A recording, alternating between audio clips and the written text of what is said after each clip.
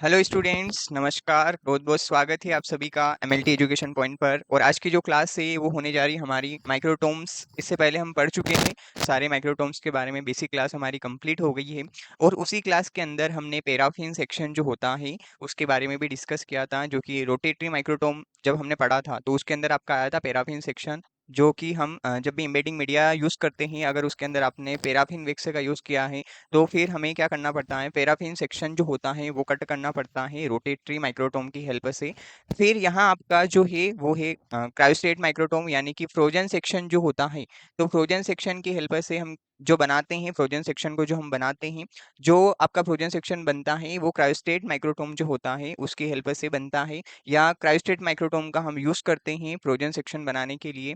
तो frozen section किस प्रकार से बनाया जाता है, क्या उसका प्रोसीजर होता है, और आपका क्रायोस्टेट माइक्रोटोम जो होता है वो किस प्रकार से वर्क करता है, कैसे उसका केयर एंड मेंटेनेंस हम कर सकते हैं, वो सब इस क्लास के अंदर हम डिस्कस करने वाले हैं। तो शुरुआत करते हैं अपनी क्लास की।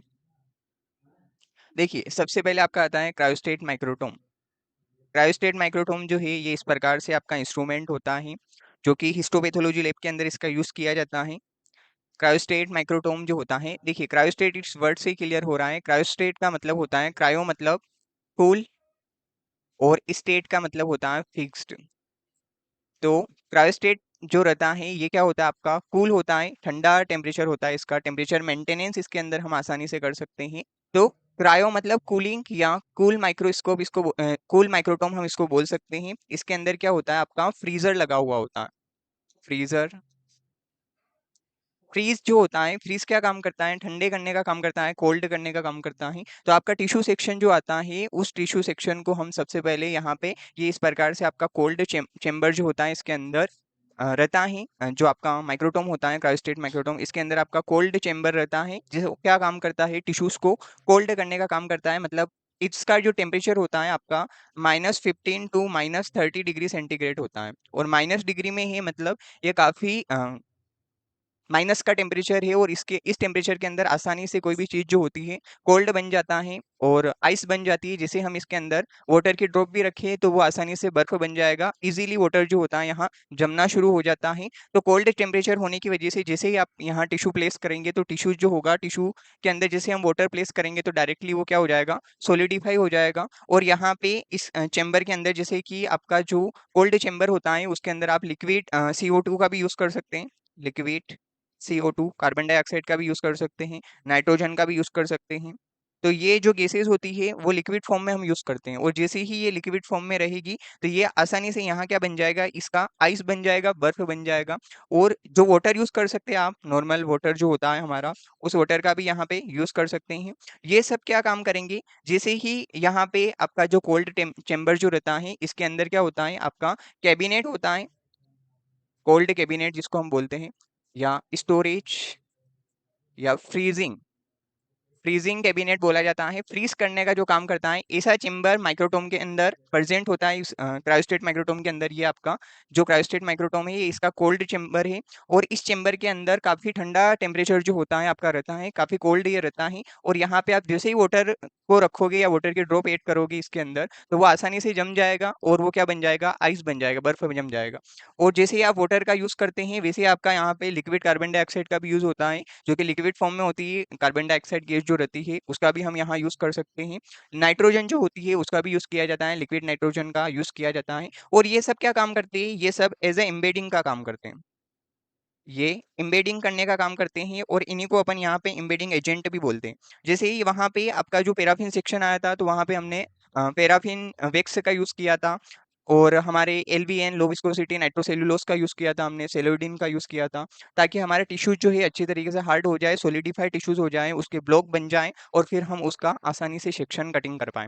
टिश्यूज का सेक्शन कटिंग तभी हो पाएगा या तभी संभव है जब वो सोलिडिफाई फॉर्म में हो। तो यहाँ पे हमारे पास भी टिश्यूज आता है। अर्जेंट बायोप्सी जो होती है उसके अंदर हम क्रायोस्टेट माइक्रोटोम यूज करते हैं। तो यहाँ पे क्या किया जाता है कि डायरेक्टली वाटर का यूज किया जाता है, फ्रीजिंग हो जाता है, और लिक्विड कार्बन डाइऑक्साइड का भी यूज कर सकते हैं, नाइट्रोजन का भी यूज कर सकते हैं। तो ये सब क्या काम करेंगे, ये एज ए एम्बेडिंग करने का काम करेंगे। जैसे ही हमारी हिस्टोपैथोलॉजी लैब के अंदर टिश्यूज आया तो उस टिश्यूज को या उस स्पेसिमेन को हमें सोलिडिफाई बनाना पड़ेगा, ताकि हम अच्छी तरीके से उसका जिस प्रकार का हमें सेक्शन की नीड है वैसा सेक्शनिंग हम कर पाए।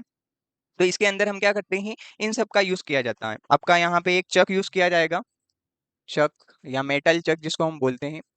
उस मेटल चक के ऊपर हम क्या करते हैं, ये आपका वाटर जो होता है उसकी एक ड्रॉप प्लेस की जाती है, ड्रॉप ऐड की जाती है, और उसी के बाद आपका जो टिश्यूज आता है उस टिश्यूज को यहाँ पे क्या किया जाता है, प्लेस किया जाता है। जैसे ही टिश्यूज और वाटर दोनों कंबाइन होंगे तो ऐसी कंडीशन में ये वाटर क्या करेगा, सोलिडिफाई हो जाएगा, बर्फ बन जाएगा, आइस बन जाएगा, और टिश्यू जो होगा हमारा आसानी से सेक्शन कटिंग हम उसका कर पाएंगे। ये थर्मोस्टेट होता है इसके अंदर। थर्मोस्टेट मतलब ऐसा जो काम करता है, ये थर्मोस्टेट आपका टेम्परेचर मेंटेन करने का काम करता है। टेम्परेचर मेंटेन करने का काम आपका थर्मोस्टेट करता है।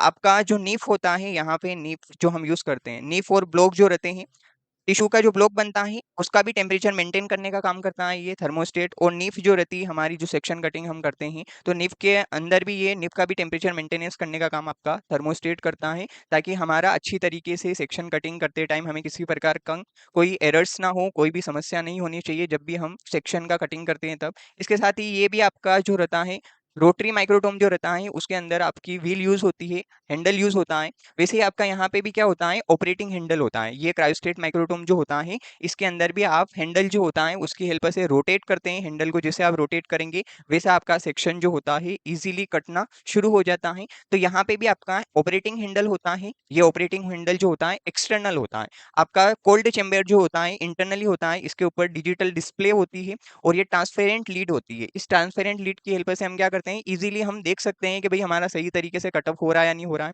ये हैंडल बाहर की ओर है, एक्सटर्नल की ओर है। यहाँ पे हमारा टिश्यू जो रहेगा, टिश्यू ब्लॉक जो रहेगा, उस ब्लॉक के अंदर हम क्या करेंगे, टिश्यूज को ऐड करेंगे। चक के ऊपर हम क्या करते हैं, वाटर को ऐड करते हैं, फिर टिश्यूज को वहाँ प्लेस किया जाता है। फिर आपका हैंडल जो होता है, इस ऑपरेटिंग हैंडल से आपको रोटेट करना रहता है। रिदम आपको मेंटेन करके रखना है, स्पीड ना ज्यादा होनी चाहिए ना कम होनी चाहिए।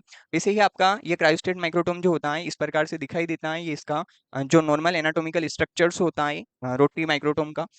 नहीं, क्रायोस्टेट माइक्रोटोम जो होता है इसका normally as a rotary microtome जैसे वर्क करता है, वैसे ही आपका क्रायोस्टेट माइक्रोटोम जो होता है ये भी वर्क करता है। इसके अंदर भी रोटेशंस किया जाता है, रोटेट किया जाता है हैंडल को, और आपका सेक्शन जो होता है इजीली हमें जिस प्रकार की नीड है वैसा सेक्शन हम इसके अंदर कट कर सकते हैं। और ये आपका हमेशा कहाँ यूज किया जाता है, ये यूज होता है आपका अर्जेंट बायोप्सी के अंदर। जैसे ही हमारे हिस्टोपैथोलॉजी डिपार्टमेंट में जैसे कोई अर्जेंट बायोप्सी आती है या सर्जरी, जैसे किसी पेशेंट की सर्जरी हो रही है और तुरंत हमें डायग्नोस करके देना है उसको, तो अर्जेंट डायग्नोसिस जब भी आएगा हिस्टोपैथोलॉजी लैब के अंदर, ऐसा कोई सिंपल आया जिसका हमें तुरंत डायग्नोस करके फिजिशियन को बताना है कि पेशेंट के अंदर किस प्रकार की abnormalities है सेलुलर लेवल पे या उसकी बॉडी के अंदर, टिश्यूज जो है उसके अंदर किस प्रकार से पैथोलॉजिकल कंडीशन से कैसे डैमेज हो रहा है, क्या कंडीशन है पेशेंट की। तो अर्जेंट डायग्नोस जब भी करना हो तब जाके हम किसका यूज करते हैं, क्रायोस्टेट माइक्रोटोम का यूज करते हैं। और यहाँ पे आपका जो टिश्यू सेक्शन बनता है उस टिश्यू सेक्शन को बोलते हैं हम फ्रोजन सेक्शंस।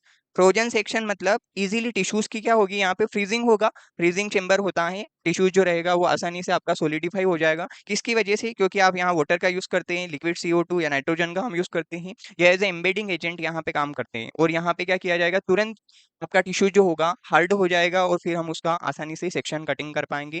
फ्रोजन सेक्शन है, फ्रोजन सेक्शन मतलब फ्रीजिंग किया जाएगा, फ्रीजिंग चेंबर होता है, उसके अंदर हम क्या करते हैं, वाटर और लिक्विड नाइट्रोजन या कार्बन डाइऑक्साइड का यूज करते हैं। टिश्यूज वहां पे एम्बेडेड हो जाता है एम्बेडिंग एजेंट की वजह से, फिर उसका आसानी से सोलिडिफाई जैसे ही हुआ तो हम जिस प्रकार की नीड, हमें जिस प्रकार की टिश्यू सेक्शन की रिक्वायरमेंट है, जितने माइक्रोमीटर में हमें वो टिश्यू सेक्शन चाहिए, वो आसानी से हम यहाँ पे कट करके उसका स्टेनिंग करके माइक्रोस्कोपिक ऑब्जर्वेशन करके डायरेक्टली डायग्नोसिस कर सकते हैं। तो cryostat microtome most commonly use किया जाता है हिस्टोपैथोलॉजी लैब के अंदर। जब भी हमें तुरंत पेशेंट की डिजीज को डिटेक्शंस करना हो तब इसका यूज किया जाता है, और इसी सेक्शन को आसानी से बनाया जा सकता है। किसी प्रकार की एक्सटर्नल या एक्स्ट्रा मटेरियल की नीड नहीं होती है, एक्स्ट्रा एम्बेडिंग एजेंट की जरूरत नहीं होती है यहाँ पे जब भी हम सेक्शन को प्रिपेयर करते हैं तब। तो आसानी से हम इसको बना सकते हैं, और इजीली साधारण सी मेथड होती है, सिंपल सी मेथड होती है जिसकी हेल्प से आप फ्रोजन सेक्शन जो होता है वो बना के प्रिपेयर करके उसका सेक्शन कटिंग हम आसानी से कर सकते हैं क्रायोस्टेट माइक्रोटोम की हेल्प से।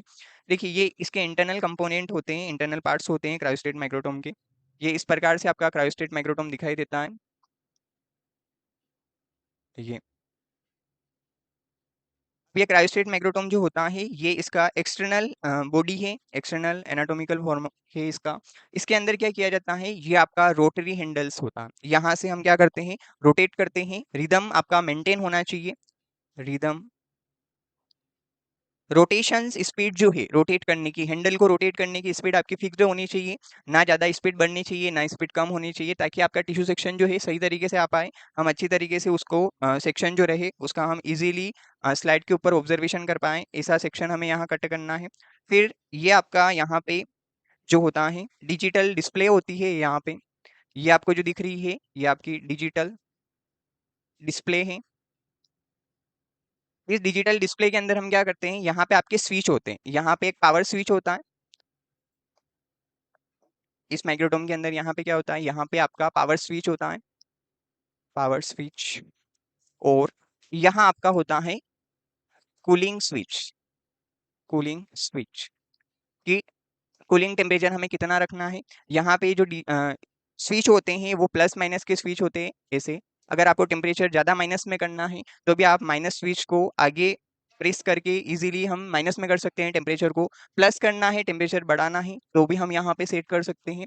ये इस प्रकार से आपका रोटरी हैंडल दोनों के अंदर होता है, ये आपका रोटरी माइक्रोटोम है, ये आपका क्रायोस्टेट माइक्रोटोम है। रोटरी माइक्रोटोम के अंदर यहाँ से भी हैंडल रोटेट होता है, ये भी आपका इंटरनली रोटेटरी होता है। आप यहाँ इसका अंदर जो आपका रोटरी हैंडल्स जो है, ये हैंडल बाहर की ओर होता है, डिस्प्ले अंदर की ओर होती है, डिस्प्ले हमें एक्सटर्नली दिखाई देती है। बाकी ये आपका यहाँ पे इसको बोला जाता है आपका फ्रीजिंग कैबिनेट, ठीक है, इसको हम क्या बोलते हैं, यहाँ होता है आपका फ्रीजिंग कैबिनेट होता है, फ्रीजिंग कैबिनेट, जो क्या काफी कूल्ड रहता है। ये माइक्रोटोम आपका इसके अंदर सेटअप होता है, जो आपका फ्रीजिंग कैबिनेट है ना, इस फ्रीजिंग कैबिनेट के अंदर आपका माइक्रोटोम जो होता है वो सेटअप होता है, पूरी तरीके से माइक्रोटोम को यहाँ पे इंटरनली रखा जाता है ताकि वो टेम्परेचर अच्छी तरीके से उसका मेंटेन हो पाए। बाकी जैसे आप यहाँ से हैंडल को रोटेट करेंगे आपका टिश्यू सेक्शन जो होता है इजीली कट हो पाएगा यहाँ पे। फिर आपका यहाँ पे और भी इसके इंटरनल कंपोनेंट जो है, इंटरनल पार्ट्स को हम देख लेते हैं। ये इसका एक्सटर्नल बॉडी है। अब हम यहाँ इसके इंटरनल पार्ट्स को देखेंगे कि किस प्रकार से होते हैं माइक्रोटोम के इंटरनल पार्ट्स।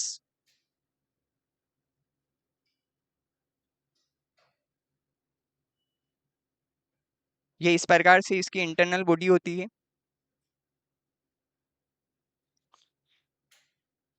अब यहाँ पे आपका स्क्रू होते हैं जो कि आपको यहाँ पे लगे हुए होते हैं, ये 1 डिजिट्स जहाँ दिख रहा है हमें, यहाँ पे इसके स्क्रू जो होते हैं, इस स्क्रू की हेल्प से हम इजीली इसको टाइट कर सकते हैं। स्क्रू नॉब होता है इसके अंदर,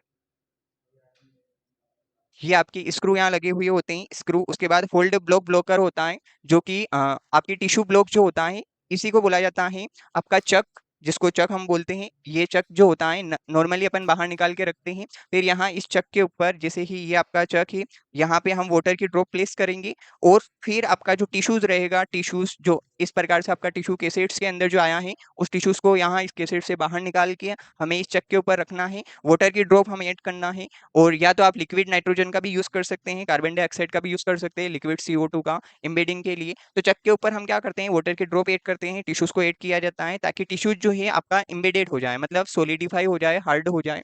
तो आपका चक यहाँ होता है जो कि आपका बॉडी और ब्लॉक होल्डर जिसको हम बोलते हैं, टिश्यू ब्लॉक होल्डर जो होता है आपका इसके अंदर रहता है। और टिश्यू ब्लॉक होल्डर के अंदर ही हम टिश्यू जो रहता है उसको प्लेस करते हैं। फिर आपका आता है नॉर्मल ब्लॉक होल्डर होता है, जैसे आप चक के ऊपर वाटर और टिश्यूज को ऐड किया तो उसको ब्लॉक होल्डर के अंदर हमें ऐड करना है। उसके बाद माइक्रोमीटर स्क्रू होते हैं, स्क्रू की हेल्प से हम इजीली इसको टाइट कर देते हैं। स्क्रू जो होता है आपका यूज किया जाता है for tightness of the knob, जो स्क्रू की नोब जो होती है उसको टाइट करने के लिए हम स्क्रू का यूज करते हैं। इसके बाद हम यहाँ पे रोटरी हैंडल्स होता है जो कि एक्सटर्नली आपका रहता है, एक्सटर्नली हैंडल जो रहता है उसकी हेल्प से आपको रोटेट करना है।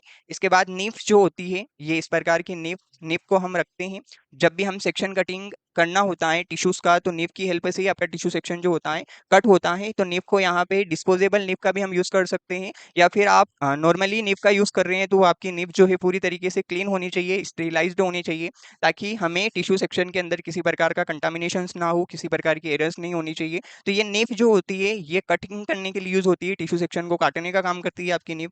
Screw of the hole to the nib, जैसे ही आपने निब को यहाँ पे एड किया है, निब को अटैच किया है, तो आपको स्क्रू की हेल्प से टाइट करना है उसको। ये यहाँ पे ये निब है, ये इसको बोलते हैं अपन निब। और नेप जो है इसके स्क्रू यहाँ प्रेजेंट होंगी। इन स्क्रू जैसे आपने नेप को इसके अंदर अटैच किया, उसके बाद आपको क्या करना है, स्क्रू की हेल्प से यहाँ पे इसको टाइट करना है, ताकि हमारा सेक्शन कटिंग टाइम पे किसी प्रकार की एरर्स ना हो। Handle to change the angle, आपका नेप का और टिश्यू जो आ रहा है, टिश्यूज कटिंग जो आ रहा है, उसका एंगल हमें प्रॉपर्ली सेट करके रखना है। ओरिएंटेशन सही तरीके से होना चाहिए जब भी हम सेक्शन कटिंग करते हैं तब, ताकि आपका सेक्शन जो है सही तरीके से आ पाए और सही तरीके से हम उसको स्लाइड के ऊपर अटैच कर पाए। ब्लॉक होल्डर्स होते हैं इसके अंदर। उसके बाद handle to change the angle to of the nib, इसके अंदर एक ऐसा हैंडल्स होता है जो कि निप जो रहती है हमारी निप को चेंज करने के लिए हम जिसका यूज करते हैं, तो ये भी आपका यूज किया जाता है यहाँ पे। Handle to change the nib stage position, nib की जो स्टेज अगर आपको चेंज करना है यहाँ पे, तो ये आपका हैंडल्स होता है। यहाँ से भी आप निप की स्टेज जो है वो चेंज कर सकते हैं, मतलब ओरिएंटेशन करते टाइम किसी प्रकार की एरर्स हो रही है तो भी हम यहाँ से इसको सेटअप कर सकते हैं जब भी हम कटिंग कर रहे होते हैं टिश्यूज की। तो ये इस प्रकार से आपका इंटरनल जो रहता है पार्ट्स होते हैं रोटे क्रायोस्टेट माइक्रोटोम्स के। इसके बाद ये आपका मैकेनिकल स्टेज जो होती है क्रायोस्टेट की, ये इस प्रकार की मैकेनिकल स्टेज होती है। इसके अंदर ये आपका नेव स्टेज होता है फर्स्ट नंबर पे, यहाँ पे ये नेव स्टेज जो होती है, नाइफ को अपन यहाँ फिक्स्ड करके रखते हैं, नाइफ स्टेज जो रहता है। स्क्रू फॉर होल्डिंग नाइफ, इस नाइफ को होल्ड करने के लिए आपके स्क्रू जो होते हैं साइड में होते हैं, उन स्क्रू की हेल्प से हम उन स्क्रू को टाइट करके नाइफ को जो एडजस्ट कर सकते हैं। Screw to knife adjustment of angles, knife का एंगल्स भी अगर आपको एडजस्ट करना है तो उसके भी स्क्रू जो होते हैं इसके अंदर होते हैं। नेफ जो रहती है जनरली डिस्पोजेबल नेफ यूज की जाती है, या फिर अगर आप नॉर्मल नेफ यूज कर रहे हैं तो भी वो पूरी तरीके से आपकी स्टेरिलाइज्ड होनी चाहिए। टिश्यूज जो होता है ये आपका चक है, मेटल चक जिसको हम बोलते हैं। इस चक के ऊपर हमने यहाँ पे टिश्यूज को प्लेस कर रखा है, इसका ओरिएंटेशन करना है हमें। ये चक जो रहता है ये आपका इसके अंदर अटैच्ड किया जाता है। फिर ये टिश्यू स्टेज जो रहता है ये आपका टिश्यू जो है यहाँ पे है, ये टिश्यूज की स्टेज हमें सेट करके रखना है। इसके बाद यहाँ पे हम टिश्यूज को ऐड करने से पहले वाटर जो होता है, वाटर या लिक्विड CO2 को इस चक के ऊपर ऐड किया जाता है। फिर आपका टिश्यू जो होता है यहाँ पे प्लेस किया जाता है। Screw to adjustment body of block holder, यहाँ पे आपके जो स्क्रू होते हैं ये इस प्रकार से, यहाँ पे ये स्क्रू, ये टिश्यू ब्लॉक का जो होल्डर होता है उस टिश्यू ब्लॉक होल्डर को एडजस्ट करने के लिए भी आपके यहाँ पे स्क्रू होते हैं। उसके बाद माइक्रोमीटर जो होता है आपका, माइक्रोमीटर स्क्रू यहाँ पे प्रेजेंट होते हैं, ये यहाँ पे माइक्रोमीटर स्क्रू होते हैं ये। इसके बाद फीड मैकेनिज्म मतलब किसी प्रकार के ओरिएंटेशंस करते टाइम या टिश्यूज कटिंग करते टाइम हमें कोई भी एरर्स हो रही है तो भी हम यहाँ पे मेंटेन कर सकते हैं। तो ये इस प्रकार की इंटरनल बॉडी होती है क्रायोस्टेट माइक्रोटोम की। अब हम इसका प्रोसीजर देख लेते हैं कि क्रायोस्टेट माइक्रोटोम के अंदर जो फ्रोजन सेक्शनिंग किया जाता है वो किस प्रकार से किया जाता है।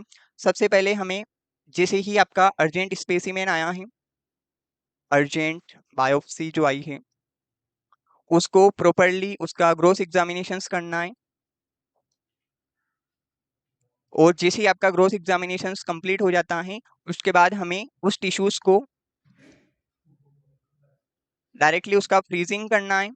मतलब टिश्यूज को ये इस प्रकार से, आपका जो मेटल चक है, ये मेटल चक, इस मेटल चक के ऊपर हम क्या करेंगे, वाटर जो होता है उसको ऐड किया जाता है और फिर आपका टिश्यूज जो होता है टिश्यूज को यहाँ पे प्लेस किया जाता है।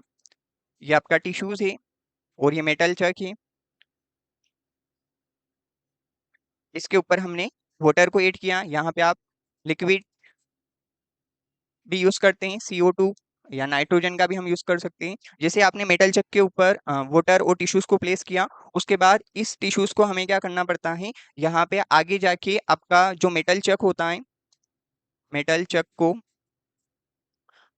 टिश्यू ब्लॉक होल्डर जो रहता है, टिश्यू ब्लॉक होल्डर वहां हमें एडजस्ट करना पड़ता है। फिर हम आगे जाके आपकी जो निफ होती है, निफ या ब्लेड, टिश्यू ब्लेड जो है उसको अटैच करना है।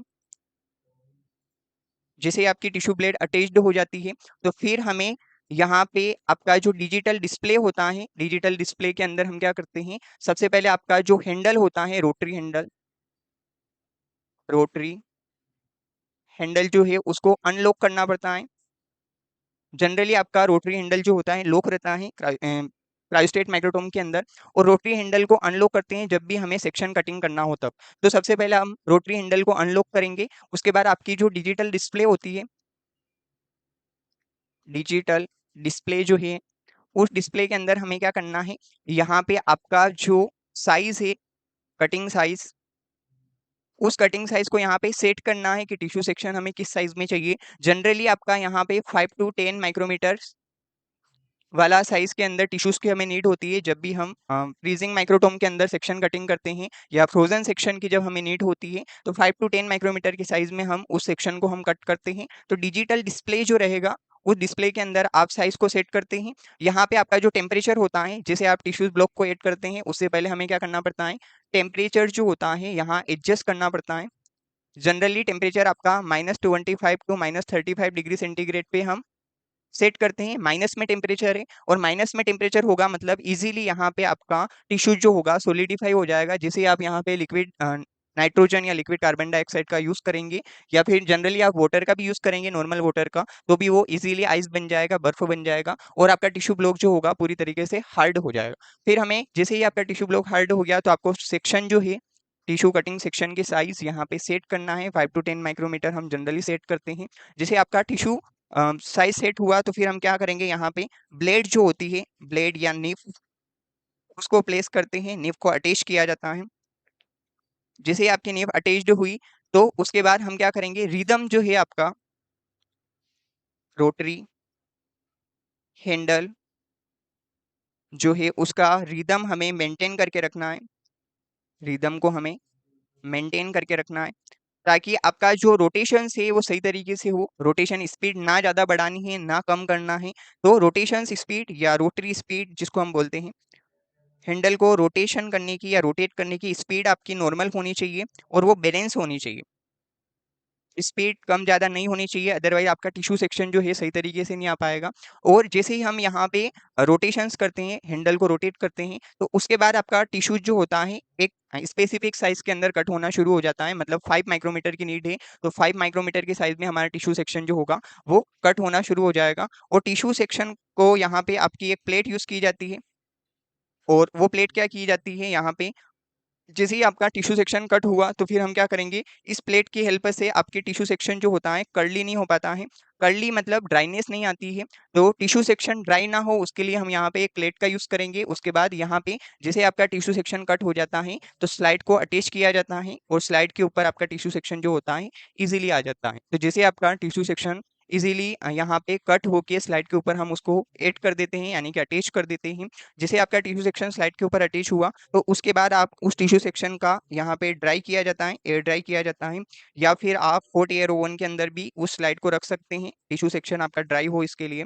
तो हॉट एयर ओवन का भी हम यूज करते हैं जब भी हमें टिश्यू सेक्शन को ड्राई करना हो तब। उसके बाद जैसे ही आपका टिश्यू सेक्शन कंप्लीट हुआ है, कट हो गया है, उसके बाद हम क्या करेंगे, जिस प्रकार की स्पेसिफिक स्टेन की हमें नीड है, स्पेसिफिक स्टेन जो है, जैसे जनरली हम H&E स्टेन का यूज करते हैं, हेमेटोजाइलेंट एंड इयोसिन स्टेन आपकी हिस्टोपैथोलॉजी के अंदर यूज होती है। इसके साथ ही जब भी हमें इम्यूनोहिस्टोकेमिस्ट्री की बात करते हैं हम, तो इम्यूनोहिस्टोकेमिस्ट्री के जितने भी टेस्ट होते हैं, हिस्टोकेमिस्ट्री, जब भी सेल्स के अंदर किसी भी केमिकल्स का इन्वेस्टिगेशंस करना है, या किसी प्रकार के एंजाइम्स की इन्वेस्टिगेशंस करना है, प्रोटीन्स का इन्वेस्टिगेशंस करना है, कार्बोहाइड्रेट का इन्वेस्टिगेशंस करना है, तो उन सब के अंदर आपका इम्यूनोहिस्टोकेमिस्ट्री के जितने भी टेस्ट होते हैं या स्टेनिंग होती है, उन सब के अंदर आपका फ्रोजन सेक्शन जो होता है वो यूज़ किया जाता है। और ये फ्रीजिंग कैबिनेट जो होता है, या आपका फ्रोजन सेक्शंस जो होता है उसका यूज़ किया जाता है। फ्रीजिंग कैबिनेट जो होता है वो आपका क्रायोस्टेट के अंदर होता है, और क्रायोस्टेट क्या करता है, आपके टिश्यूज़ के टेम्परेचर को पूरी तरीके से मेंटेन करके रखता है। टिश्यूज के इंटरनल कंपोनेंट जो होता है उनको मेंटेन करके रखता है, ताकि जिस प्रकार की स्टेनिंग की हेल्प से आपको जो डिटेक्शंस करना है वो आपका सही तरीके से डिटेक्ट हो पाए, पैथोलॉजिकल इन्वेस्टिगेशंस हमारी सही तरीके से हो पाए। तो इम्यूनोहिस्टोकेमिस्ट्री के अंदर इसका यूज किया जाता है।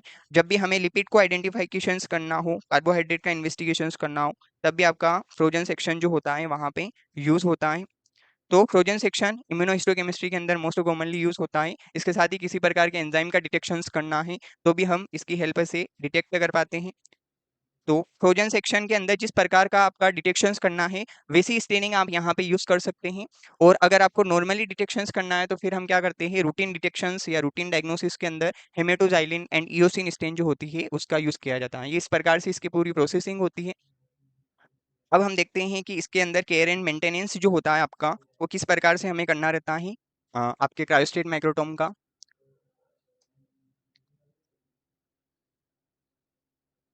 क्रायोस्टेट के माइक्रोटोम जो होता है, क्रायोस्टेट माइक्रोटोम, उसके अंदर आपका जनरली आपके सबसे पहले यहाँ पे आपका जो स्टेरिलाइजेशन कैपेबिलिटीज इसके अंदर होता है, ऑटोमेटिक स्टेरिलाइजेशन होता है, ऑटोमेटिक स्टेरिलाइजेशन इसके अंदर इजीली हो जाता है। इसके साथ ही आप जो भी ब्लेड वगैरह यूज कर रहे हैं, ब्लेड या निब का जो हम यूज कर रहे हैं, वो निब आपकी पूरी तरीके से क्लीन होनी चाहिए, क्लीन और स्टेरिलाइज्ड होनी चाहिए। वेस्ट टिश्यूज को, वेस्ट या कट टिश्यूज को हमें प्रॉपरली डिस्कास करना है या रेगुलरली डिस्कार्ड करना है। उसके साथ ही आपका जो रहता है ब्रश जो होता है, ब्रश की हेल्प से हमें जितने भी पार्ट्स होते हैं, मैकेनिकल पार्ट्स, उनको क्लीन करना रहता है रेगुलर बेसिस पे, रेगुलरली क्लीन करके रखना है। टेम्परेचर हमेशा इसका मेंटेन करके रखना है। वैसे ये इलेक्ट्रिकल इलेक्ट्रिकल थर्मोस्टेट होता है इसके अंदर, और इसका टेम्परेचर का हमें जब भी हम सेक्शन कटिंग करते हैं तो टेम्परेचर का हमें मेंटेन करके रखना है, स्पेसिफिक टेम्परेचर मेंटेन करके रखना है, ताकि हमारा टिश्यू जो है उसके अंदर इंटरनल कंस्टिट्यूएंट के ऊपर किसी प्रकार का कोई चेंजेस ना हो। तो इन चीज़ों का हमें विशेषकर ध्यान रखना पड़ता है जब भी हम फ्रोजन सेक्शनिंग करते हैं या क्रायोस्टेट माइक्रोटोम का हम यूज़ करते हैं तब। तो ये कुछ बेसिक पॉइंट होते हैं, इनका हमें ध्यान रखना है। तो यही अपनी क्लास जो होती है एंड होती है। Thank you for joining me. बने रहिए आप MLT एजुकेशन पॉइंट के साथ।